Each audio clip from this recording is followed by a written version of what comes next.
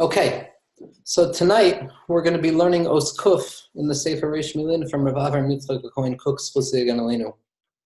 And in order to understand the Os Kuf, which in and of itself is a longer letter, so the Hakdamos are not going to be as long as usual, although we can spend a lot of time discussing the introductions necessary for the Os Kuf. But for the sake of time and brevity, we're going to try and be makdim the letter relatively quickly, so that we can actually look at what Rav Kook has to say, because particularly by the Os Kuf, Rav Kook is more profound than typically with regards to the precision of the words that he's choosing and the imagery that he's depicting. Now, in order to understand the Os Kuf, we have to pick up where we left off last week with the Os Tzadi. The Os Tzadi, or the Tzadik, which, if we remember, was the Klaliyut HaKol, as the Pratiyut emerged, from within the Klaliyut HaKol, the general unity of the Os Mem, to the point of the Os Nun, which are the Nunei Hayam, the particular identities that emerge out of the Klal HaKol, which is really the Bina that emerges out of the Chachma, the Din that emerges out of the pure Chesed. Then we come towards the Samech, which was how the particular identities of the Os Nun edify themselves and maintain their own personal identity through this Kayach HaGvul, through the Butzina de Kardenusa, that limiting power. Then we came to the Ayin and the Peh, which was the vision that the particular existent brings into itself and saturates itself with from that which is outside of itself. The Os Peh was, or the Os Peh was the preparation towards speech, the precipice of expression in the full sense. And then the Os Tzadi came and collects and gathers all of these particularized forms of identity as they emerge out of the Klaliyut HaKol in the second half of the Aleph Beis, as described in Reish Millin, and it collects everything together to ensure that everything is in its right place, the righteousness of everything, the tzedek of everything, to make sure that everything is kolet et ha'sa'ara, that everything goes specifically to the hairbreadth that it's supposed to go to, precise and deliberate in the world, so that we can say tzidkas chasedek, so that we can say that everything is in its right place and everything has its right time. The importance of the tzadi and the tzaddik was because as we descend further and further into the worlds of separation outside of the worlds of unity that began with the Os Aleph, we become more suspect and we become more influenced by separation and by the apparent duality that reigns. And it's only going to be by the Os Taf where we actually see how this duality and pirud and multiplicity that emerge out of these later letters, only by the Os Taf are we going to see how everything gets reverted and thrown back to the beginning to disclose and reveal a deeper level of unity, a Tosefes Kishut, as Rav Meir Morgan Stern Shlita would say, an adornment of perfection, somehow showing that perfection can be perfected by way of imperfection. That when perfection can manifest within imperfection, it deepens and amplifies the level of perfection in a deeper way than we have previously seen in the perfection prior to imperfection. Now, the Os Kuf is already going to be the movement away from the supernal realms of Atzilut, or the worlds of unity, and a descent into the worlds of separation, typically described in the Zohar and the Kitvei Arizal as the worlds of Bria, Yetzira, and Asiya. Now, Bria, Yetzira, and Asiya, although they represent three separate worlds, each containing its own ontological status vis-a-vis HaKadosh Baruch Hu and Kedusha, Bara means created, Yatzar means formed, and Asiya means materialized, and everything that we experience is at the bottom of Olam Asiya. Nevertheless, this tripartite world breakup of the three worlds of separation can really be seen as a unitary whole, in that they represent separation in relationship to the unity that preceded them. Now, one of the determining factors when it comes to identifying the difference between the worlds of separation, where godliness is less apparent and there's even a certain ontological sense of difference and distinction, is with regards to what takes place in the worlds of separation.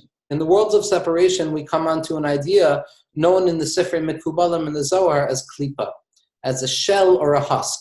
Now, the imagery of klipa, the idea of klipa, is on a certain level the casing or the external shell that contains and conceals the interiority or the essential nature of something from the outside. so that when a person looks at the world on the level of the worlds of separation, instead of seeing the apparent ruchnius and the apparent kedusha that abides within all of existence, mamali kol almin and soviv kol almin, when we look externally at what we see in the worlds of separation, our first point of contact is with klipa, is with the shell, the husk. And this husk, this separation, this concealment, this shell that covers over the essential grain contained within everything, is the source, according to the Mekubalim, in particular the Arizal, of all distortion, multiplicity, duplicity, separateness, and eventually, after numerous forms of evolution, it manifests in suffering, hate, sin, transgression, and all negativity that we conceive and perceive in the world.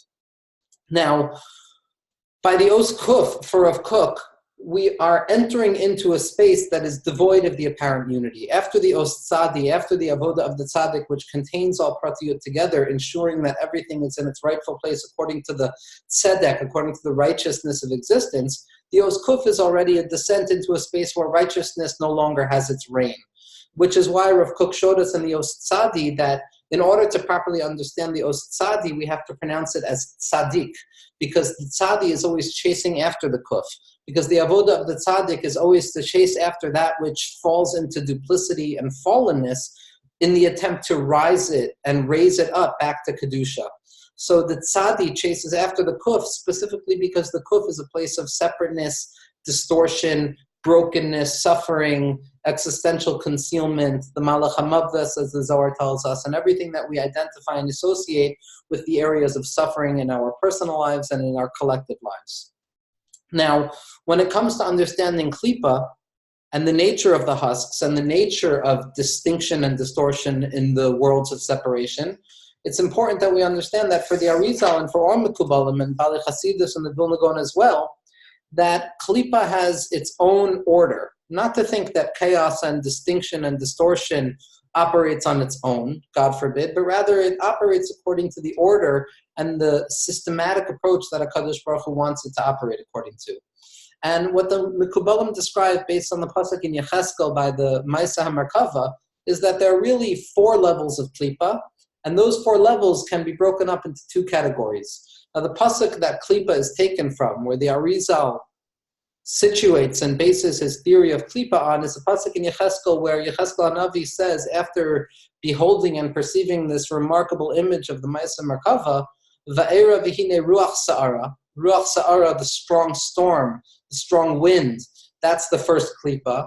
But it arrives minat Safon, it comes from the north. Anan Gadol, the great cloud, the cloudiness of our lives, which is the second level of Klipa, the Eish Mitlakachas, and this fiery rotating flame. Now those 3 levels, the Ruach Sa'ara, the Anan Gadol, and the Eish Mitlakachas, those are the 3 klipos that the Arizal and Bali Chasidus and the Bali Kabbalah describe as Tameim Lagamre. Those are impure and we have no access to them. Those are the areas, the knots in life, the real in life that is traumatic, and we have no access there. The areas that really only tzaddikim, according to the Balatanya in Igros HaKodesh, have the ability to elevate.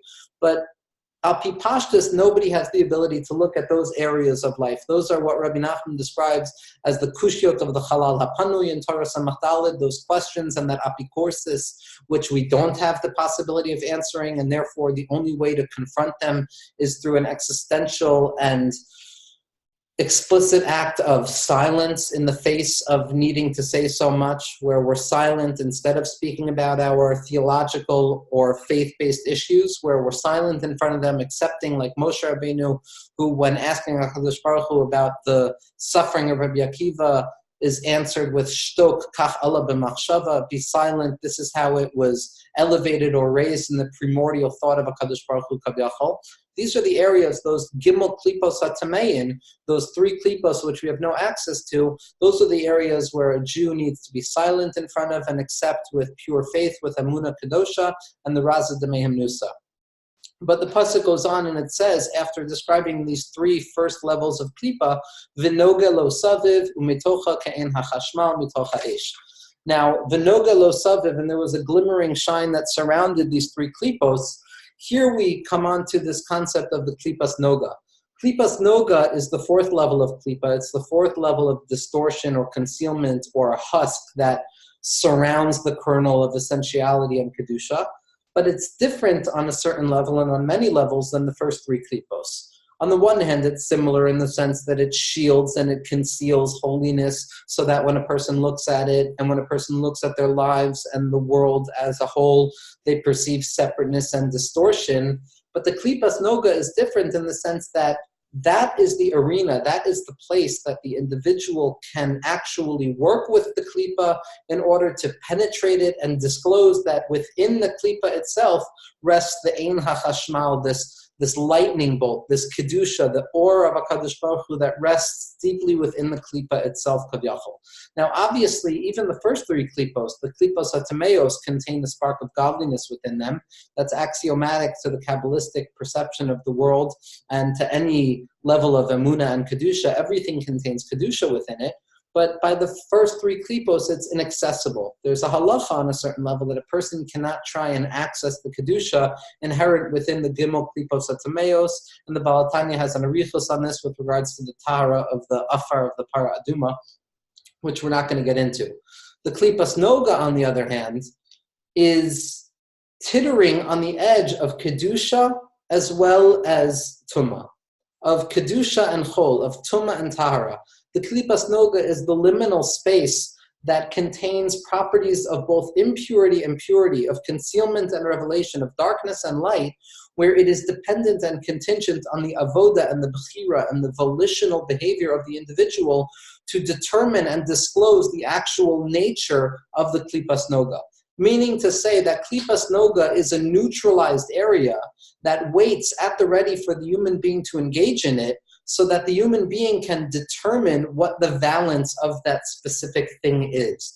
Klipas noga, for example, as described in the Ramban ala Torah by Parshas Kedoshim, is al tehiyu novel b'rishus haTorah, that a person cannot be a novel with the permission of the Torah. Meaning to say that there are certain things that are not asur, which fall into the category of the gimel klipos hatameos, and they're not mutter, which fall into the category of kedusha, but rather they're neutralized, which means that they fall into a liminal space where it's not clear or determined what their value or their power is. And it is contingent and dependent on the individual and their intention and the attention that they pay to the action that they're engaged in or the thought that they're engaged in, as to whether that area of neutrality is elevated towards kedusha through positive intentions, or it is degraded towards tumah and impurity through negative intentions.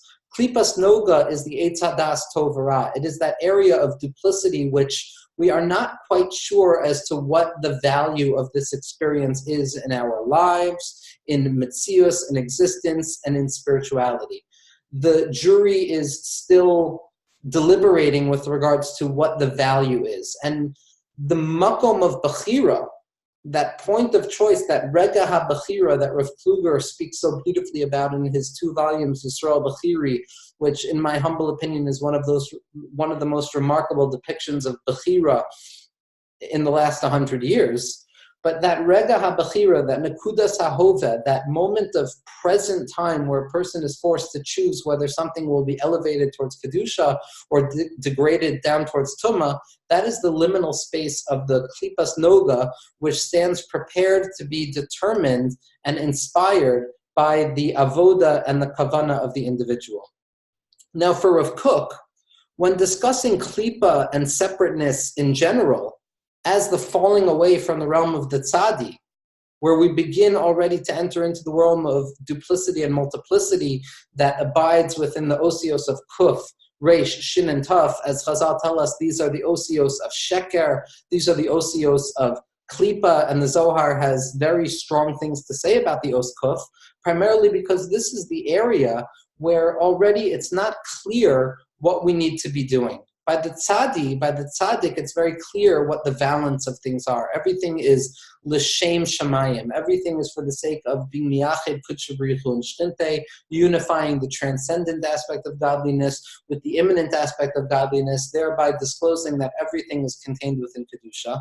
By the os kuf already, there's a falling away where it's no longer clear or apparent what the ratzon of HaKadosh Baruch Hu is. That is the area of kushya, which starts with a kuf. That is the area of klipa, which starts with a kuf. The Zohar describes it as Eshes Zinunim, this secondary woman who attempts to seduce the individual, who attempts to draw the neshama away from avodas Hashem. When Rav Kook discusses klipa in general, he doesn't go into the gimel klipos atameos because there's no realm of human participation there, but rather he's discussing klipas noga in general. So for Rav Kook, the descent from the tzadi to the kuf is the entrance into the space of liminality, into the space where things are not determined and is up to the human being to determine the value of things, which is a space of doubt. Now, secondly, and the second hakdama with regards to the os kuf, is that for Rav Kook, and the only other tzaddik who really goes as far in terms of expressing klipas noga, or this liminal space of this husk that can be transformed to kedusha as well as tuma, and therefore it is besafek, it is a bein hashmashos. We're not quite sure what its value is until after we reveal our actions retroactively. We determine what its valence is. Lemafreya, Magale Milsa. We disclose its value after our action.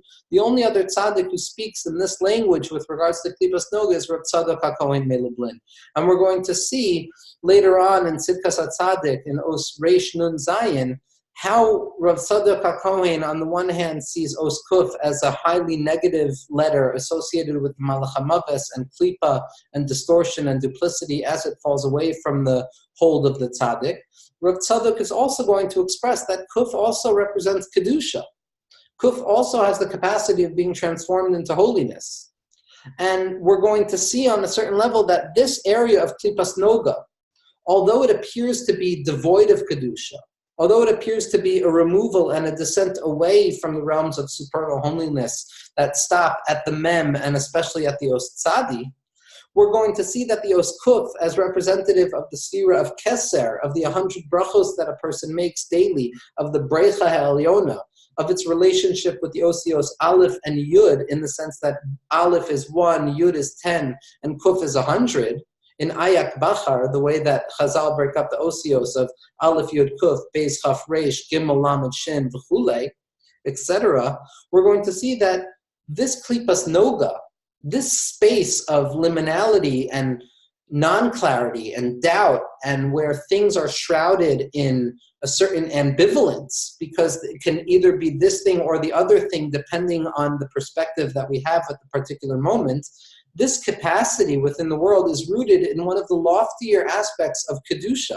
It's rooted in Keser, in the Ratzon of HaKadosh Baruch Hu, as we see from the Maharal in his introduction to the Sefer Or Chadash on Megillas Esther, that Esther comes from such a lofty place and therefore she is hidden. That things that are holiest descend into the lowest places.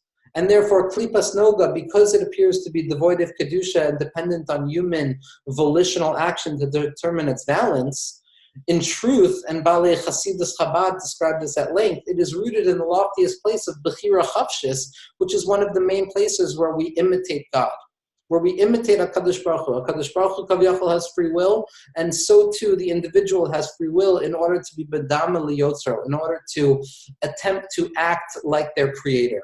So although Klipas Noga appears to be devoid of Kedusha, and the Kuf appears to be devoid of the Kedusha of the Os Tzadi and the Or HaTzadik, when we come to the Tuf, we're going to see how Kuf, Reish, Shin, and Tuf, which are the Osios of Sheker, are actually the preparation to disclose a deeper level of unity, a deeper level of Kedusha that comes by way of the concealment that abides within the world of separation, where a person needs to utilize the Mesiras Nefesh and the Bechira Chavshis and the choice to disclose God in a world that screams at the loftiest levels against any concept of God. To reveal HaKadosh Baruch Hu in a world that is separate and apart from God ostensibly is, like we've said over and over and over, which is the bedrock of Sefer Reish Millin, is a deeper level of Kedusha. Now, for Rav Kook, as we're going to see, the avoda of the klipas noga, the avoda of this ambivalent space is the avoda of mimicry and imitation, whereby a person looks at things that are holier than them, looks at individuals and concepts and ideals that are holier than them. And this is not only true by human beings, but by all of reality, as Rav Kook is going to say, that in the world of klipa, in the world of separation, nothing is original. Everything is on a certain level a simulacrum of something previously original. That everything that we conceive and perceive within the world of separation is but a mirror image of things that preceded it. And it is our job to properly imitate and mimic that which precedes us. On a certain level, the only hope that we have with regards to maintaining and sustaining Kedusha in a world that appears to be devoid of Kedusha is to follow in the paths of that which preceded us, is to imitate the behaviors, is to be like a kof, like a monkey, like an ape in the face of an Adam. The mimicry of the monkey, the mimicry of the ape, the mimetic act, the choice to imitate something loftier than us, that is going to be disclosed in the Os Kuf. And as we're going to see, like we said about Klipas Noga, mimicry and imitation and the mimetic phenomenon of human beings in the sense that we imitate everything we see in spite of the fact that we hope and we feel things are original, they are duplicated and replicated and they are returns of themselves. This is specifically the space where we get to choose whether our mimicry or our imitation of godliness is going to be l'ma'al yusa and l'tzad ha'kedusha of the Os Kuf, or whether it's going to be l'garusa and l'chisaron of the klipa of the Os Kuf, both again starting with the Os Kuf because it can go either way. Now, Chazal have already told us the significance of imitation and mimicry within the religious concept and within spiritual activity. The Gemara in Bava Basra and Daf Nun Ches Amud Aleph has a remarkable Gemara where it discusses various individuals who, when aligned, relatively speaking, to other personalities, are considered kof b'fnei ha'adam, like a monkey or an ape in the face of another person. So every person with regard in relationship to Chava is considered as an ape in the eyes of Chava. And Chava is an ape in the eyes of that which preceded her. And the Gemara there goes on to say that an Adam is kikof b'fnei hashchina, kikof b'fnei ha'adam.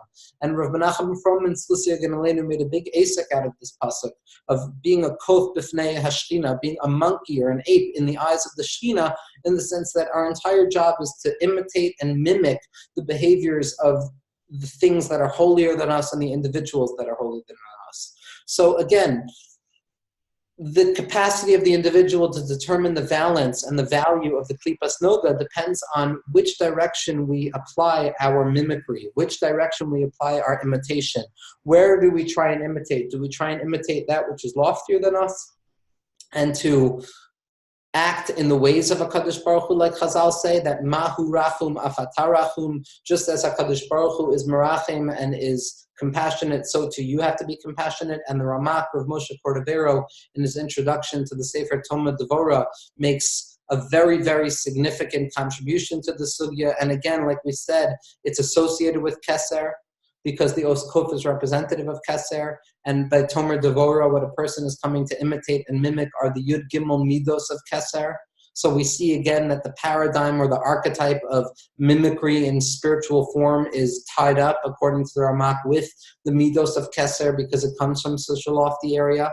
Nevertheless, Rav Kook, as we're going to see right now, describes in the Os Kuf the question of the Klipas Noga as to which direction does our mimicry and our imitation go in terms of determining the balance of Klipas Noga. And with that introduction, we are going to go into the words of Rav Kook by the Os Kuf. Rav Kook says as follows: B'chol hamon ha'havaya, throughout the entirety of existence, hamaleya osher kochos, that is saturated with a richness of potencies and strengths, rivei ravavos tenuos, a myriad amount of movements, ritzonot kivirim, strong desires, olamei olamim la'in tachlis, worlds upon worlds without limit, shahashpa'at hachayim holeches umifemet bahem, that the expression and the influence of life moves and pulsates within them, b'tchuna mikorit, in an original matter, sichlit, intellectual, chafetzit, desirable, mehutit, essential, and chayit, alive. Ba'or hatoldati shemavhik mimenu kidmus nugahot hashpayut.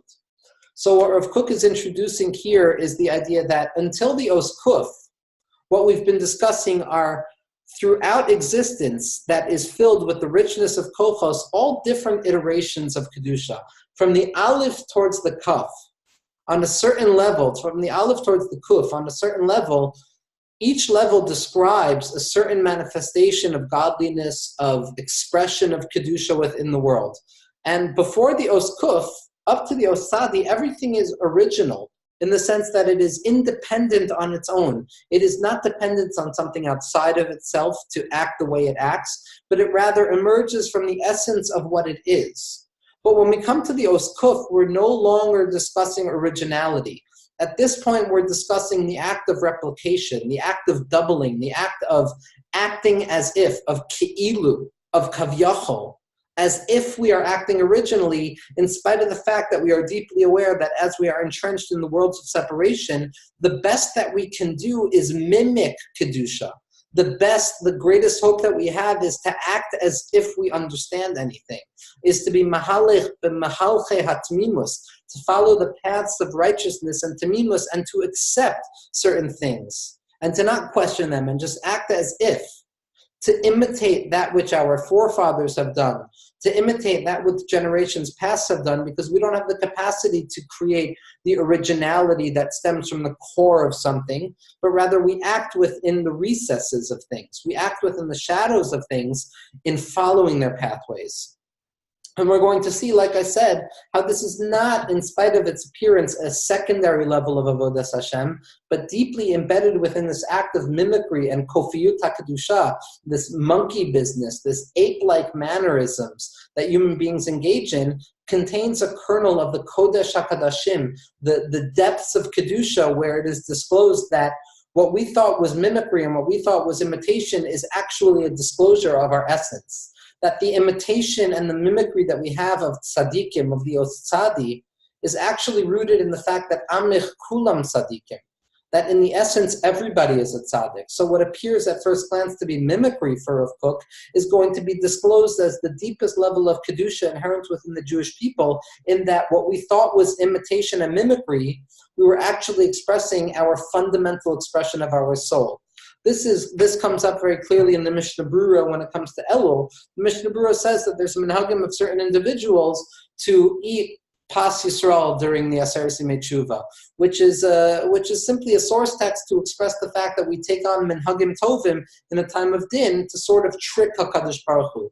And what the Meforshim asks is, what's the game here? If we don't eat Pas Yisrael, if we're not that holy in whatever context holiness is described the rest of the year, what value is there in mimicking certain behaviors? And the way the Meforshim understand this, and Rav Shlomo Fisher discusses this explicitly in Sefer Drashos Beis Yishai, he says that by imitating things in Elul at a time of difficulty, what we're doing is we're disclosing our truest nature. We're disclosing the essence of our soul. On a certain level, like Rav Tzadok interprets the halach of the Rambam, by a person who is Messiah get, somebody who refuses to give a get, a shtar of divorce to their wives, you can beat a person, you can compel a person to give that. Why? Because b'pnimiuso, in its essence, rodza ani.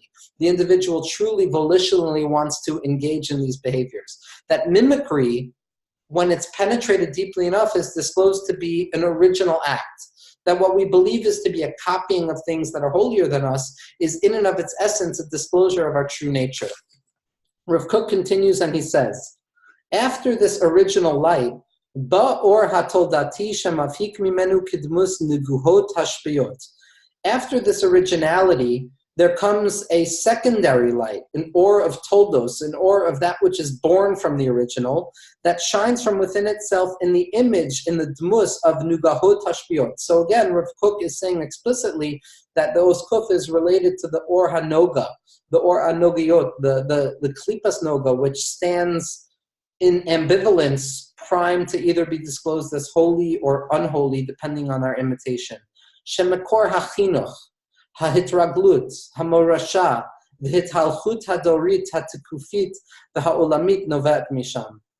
once we descend away from the tzadi, which is the light of originality, and we enter into the realm of duplicity and the realm of mimicry and imitation and secondariness and separation, which appears to be devoid of originality, here Rav Kook says we're entering into the space of traditions and habits and habituation and the tradition that we receive from those prior to us and generational change and epochal change, the historical progress where one generation imitates that which a generation did previously because that generation prior to us imitated the generation prior to it, which discloses a certain chain effect or a chain reaction within the process of history. That only emerges when we fall away from the realm of originality and we fall into the space of mimicry and imitation, which appears to be devoid of originality, a sense that determines the value of the worlds of separation, of the worlds of klipa and distortion. Zoti tchunas hachikoi, says Rav Kook. This is the nature of imitation. Hanitiya shel hityatzvut hatoar b'ma'amad hamusag mima'al legvul hamugval shel hayesh hamefurat v'ne'erach be'erchav hamiyuchadim. This is a remarkable sentence that only Rav Kook is capable of expressing. The source of imitation, which is the impulse within creation to stand in the light of those things which are deeper than our limits. The impulse within individuals, within existence as a whole, to imitate and to mimic the behavior of things that are holier than us and things that are removed from our grasp. We want to be like that which is above us. We want to follow in the path of, to be medame, to imagine the similarities between us and things that came before us. On a certain psychological level, this is where a person gains all ego strength from, the sense that they are convinced that they are imitating and mimicking something holier than them. This act of chikui, hanatiyah shel hityatzavut b'toar hama'amad hamusag mima'al lehagvul hamugval, above their limited value, shel hayesh hamefurat hana'arach be'archav hamiyuchadim, the ability of a particularly balanced and measured existence within being to imitate and reach beyond things that don't operate within its level. Hakof mechake asa adam. The monkey associated with the os kuf imitates the individual. So again, we see this act of imitation. Hakofiyut ha'enoshit, the human sense of apeness, of imitation, of mimicking, that all of humanity on a certain level, all of existence on a certain level is simply an act of imitating that which preceded it, of attempting to be like that which preceded it, which is the root of all humor, which is the root of all laughter, of the schok that we see in this week's parsha, like the Sefer Yetzirah says, himlich os kuf b'schok, that by the Chodesh of Adar, by Purim, when all we can do is imitate Kedusha because we're up to a level of Adilo Yada, where we no longer know anything and all we do is imitate Kedusha, there we operate with the Os Kuf, the Os of Schok, the Os of laughter, because mimicry and imitation is the birthplace of humor, where one thing attempts to be something else or one thing attempts to pretend that it's something else. Now in Kedusha, this schok, this holiness of Kedusha that emerges out of distinction and distortion and darkness is when that which appears to be broken and devoid of holiness attempts nevertheless through an act of Mesiras Nefesh to imitate holiness. This is the avoda of Yitzchak Avinu, this is the avoda of David HaMelech, of the Barchan HaMelech, of the jester of the king, like the Zohar describes. These were individuals who identified, these were tzaddikim who saw that they had nothing original of their own, and the best that they could do was imitate that which came before them. And what they came to find, and this is the funniest thing of it all, is that through their imitation, through their mimicry, they came to find a deeper level of originality. Unlike Eliezer, Eved Avram, the Mesek Eliezer, who was Dola Umashke Mitoras Rabo, who just simply took from the teachings of Avram Avinu and gave them over to other people.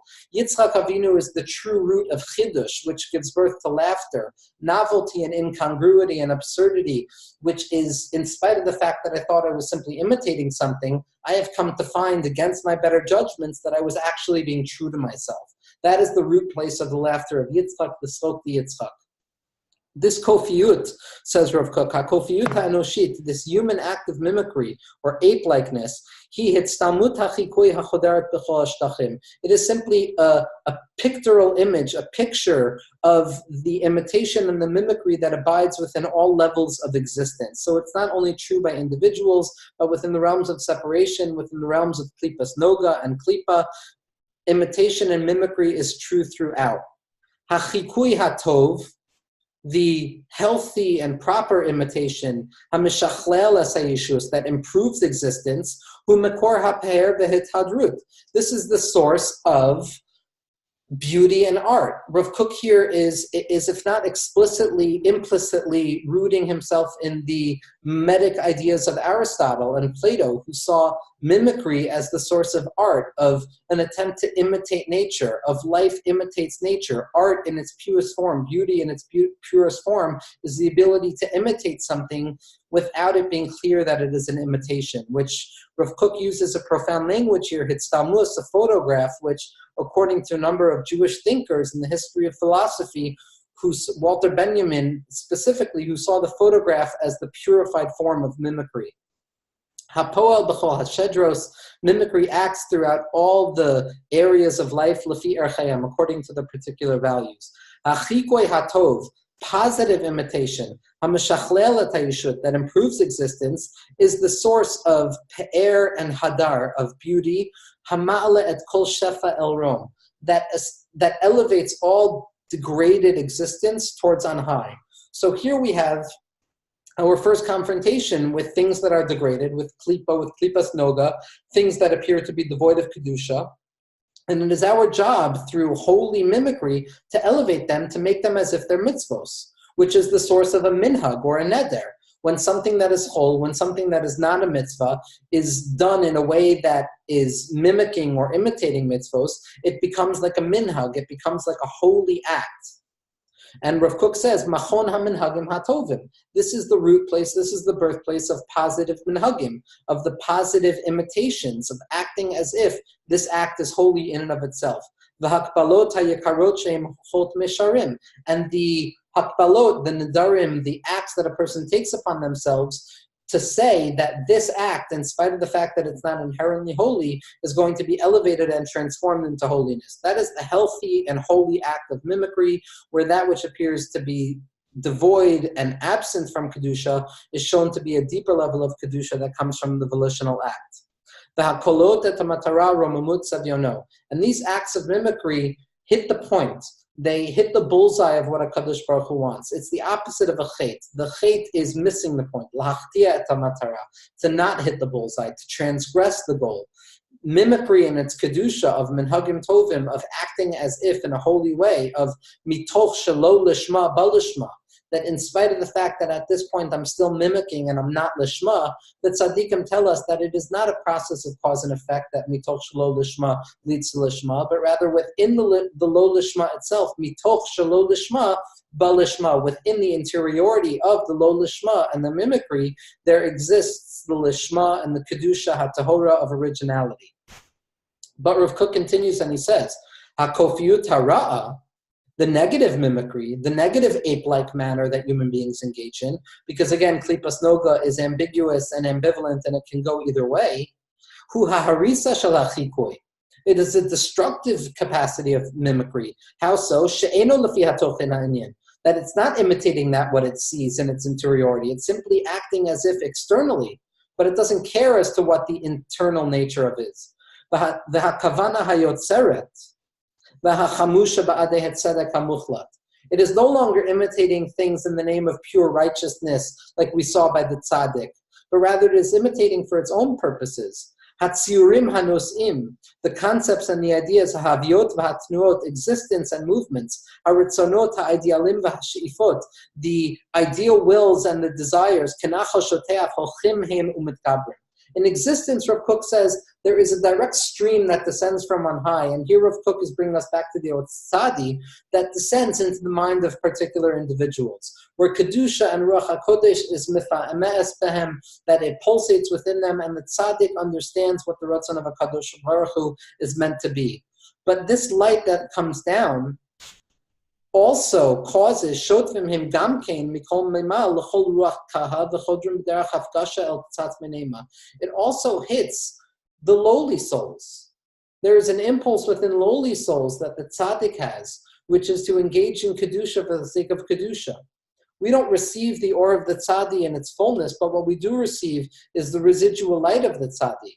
And like we said, this residual light of the tzaddik, of mimicry, is only to deepen our expression and to show that within our mimicry, there rests an originality of ameh kulam tzaddikim, that every person is a tzaddik, that every person has access to kedusha, the kuf of kedusha, that if we have the ability to elevate the kuf of klipa to the kuf of kedusha, then we disclose that our mimicry and the minhagim tovim that we thought were just imitating tzaddikim and righteousness was actually a true expression of the depth of our souls.